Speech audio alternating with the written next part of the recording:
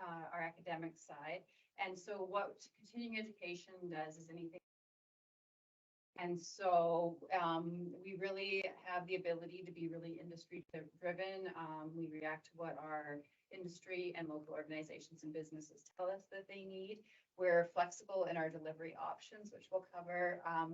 Our staff and our instructors are professional, so they're accredited in whatever they're teaching. They're qualified to teach whatever they're teaching, and it's customizable. So we'll talk about that a little bit later as well. So really anything that falls under the umbrella of non-credit within Northwestern.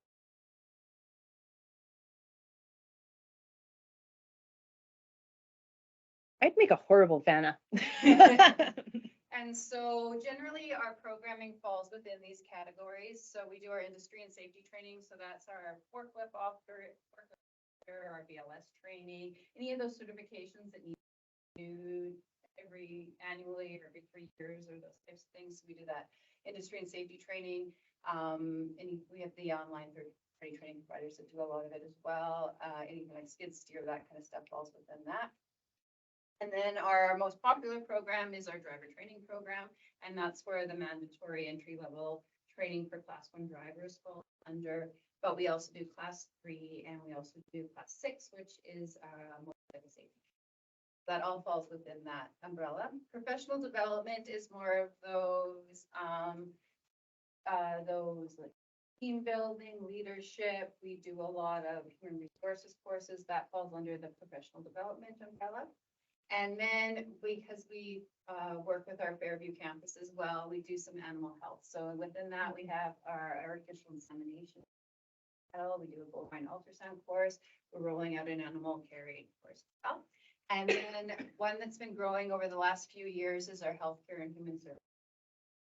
So within that portfolio, we have, the first aid training, that type of thing that you would traditionally think that they would have within continuing education. But last year, we were proud to roll out rural sexual assault examiner program, which is available through that, and that's for people working in healthcare in rural areas to be able to help those survivors of sexual assault. And then we're also the on-campus daycare also that within the things that we offer through continuing education, and that acts as a practice site for the ELC students. So the types of certifications. So when you had mentioned about the Canada Alberta Job Grant, some sort of certification has to be granted, but it doesn't have to be an academic certificate.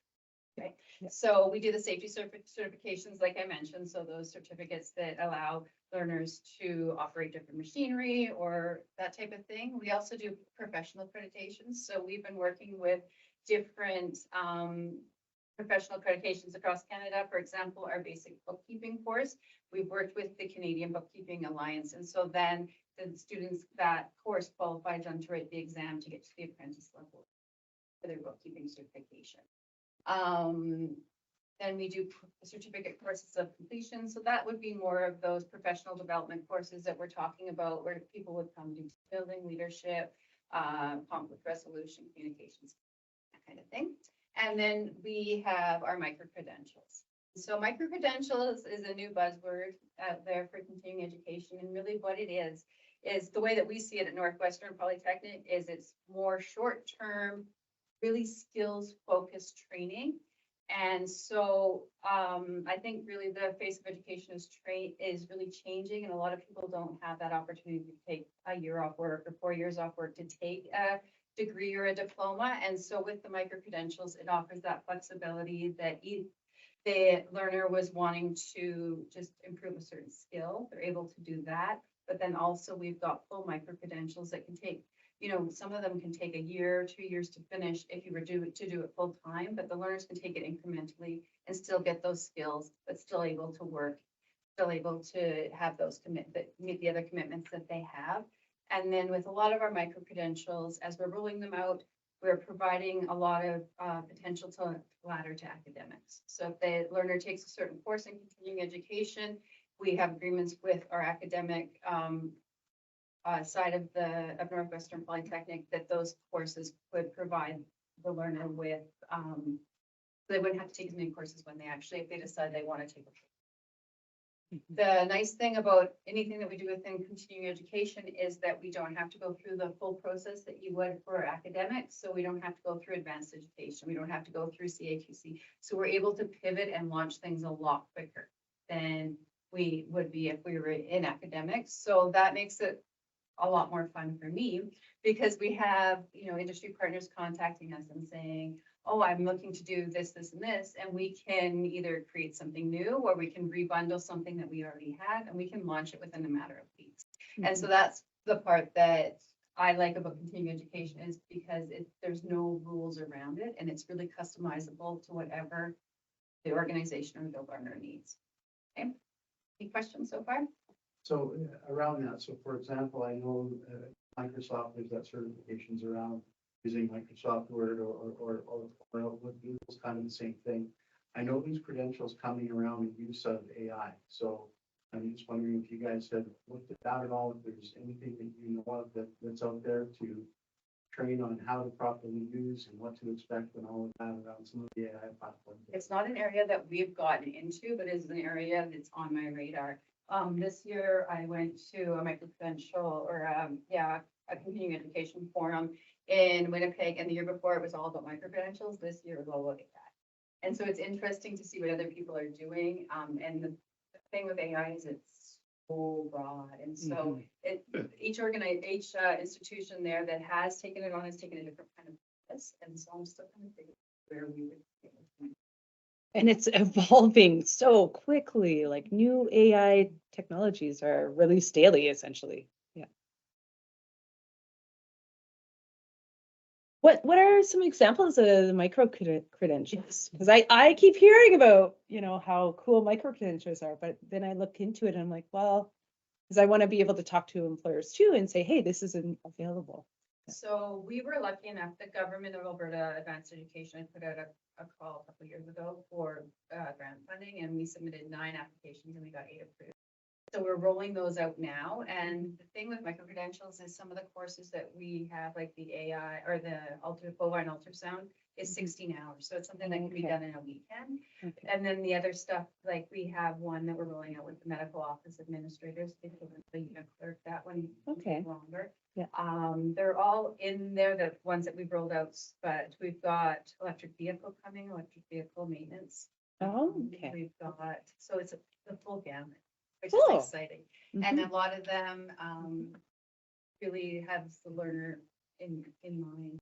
So the offerings, depending on what it is, a lot of them can be done self-study or paced, so that you don't actually have to come here on campus. That way, we have all of that flexibility. And is this a good opportunity to ask the question about, I understand you guys have some great programming coming around entrepreneurship development. So does that fit under the micro credentials as well? It could, it will be on both sides, because the academic piece is really working with that as well. And so there's a good blend on both. I really, continuing education, that's what we're all about. Right? Yeah, we're about the entrepreneur piece. Any other questions?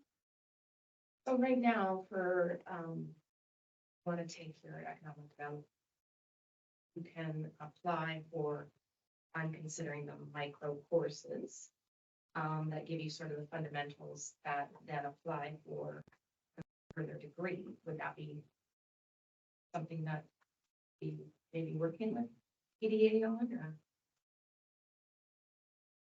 And that's the thing with micro-credentials, the government's kind of been slow to compared to other provinces and really defining those parameters, which is actually kind of an opportunity to create what we want it to look like. And so that's what we've been doing at Northwestern is that really anything, it's the key for me is that it's skill focused. And so then you'll leave, it's not theory focused, right?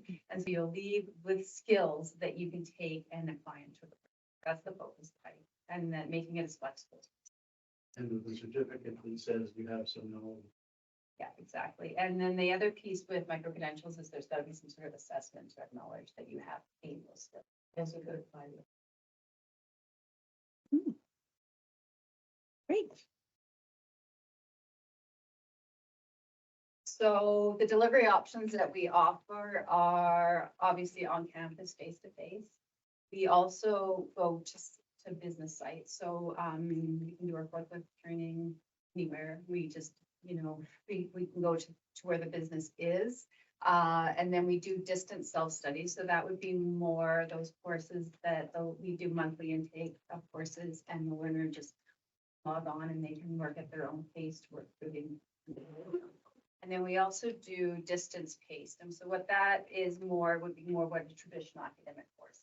There's going to be milestones, there's going to be dates that assignments need to be submitted by, and then it take the more of the traditional semester approach. And so we have all 4 available, and it really, the other piece is that we can change, like, so right now this course we're offering online, but if we have the industry and the learner interest in it, then we can pivot it and do it in class. Like, so we have that option that just because we're offering something a certain way now, doesn't mean that we need to offer it that way. We have the flexibility to offer it. So I thought just to kind of give you an idea of some of the options that we have available, or some of the things that we've done in the past, I kind of have highlighted 3 of the different programs that we consider, we're really proud of and that have been successful. So the Indigenous Health and Mental Wellness Micro-Credential, that we had started a couple years ago with Clear Hills Youth Treatment Center at Horse Lake First Nations. And so they're opening a treatment center, and they just wanted some training that all of their team could have. And so we worked on them to create a micro-credential. And what we've come up with is we've taken a nursing course that our RNs and PN students need to take. It's an Indigenous health course. So we have that we offer them, and then we've created them another course that's on trauma and addictions. And then we've added a few of the conflict resolution, team building courses, and then we've added a work integrated learning component. And so with this training, the workers would be able to have one course, a second year equivalent university transfer course with the Indigenous health. They have the first year elective course with the addictions and trauma course. Plus, we've received approval through the Canadian Counseling Addictions Federation that they would get an Indigenous counselor, their accreditation for that. And so they're adding a lot of value with these courses, that they gives them a lot of options. So if they decide that they really like what's being covered and they want to further their education, they've already got 2 electives that they're able to take when they're applying to Northwestern for their economic, for the academic. Another one that we have done that's been really successful is the learning and childcare micro-credentials. So daycare workers are difficult to recruit. And so what we've taken is one of the academic courses, and we put that into a micro-credential. And so we do it over 3 weekends, and it can be done during via Zoom or on campus. And when learners leave that course, then they're able to register for their level 1 early learning certification. And then they have 1 course if they want to apply into the programming for academics. And recently I've taken the early learning and childcare and then worked with Western Cree Tribal Council, and we've added the first aid component and a food safety component and a resume writing component, so that they'll be fully skilled. They can walk into a daycare with their level 1 and be able to work.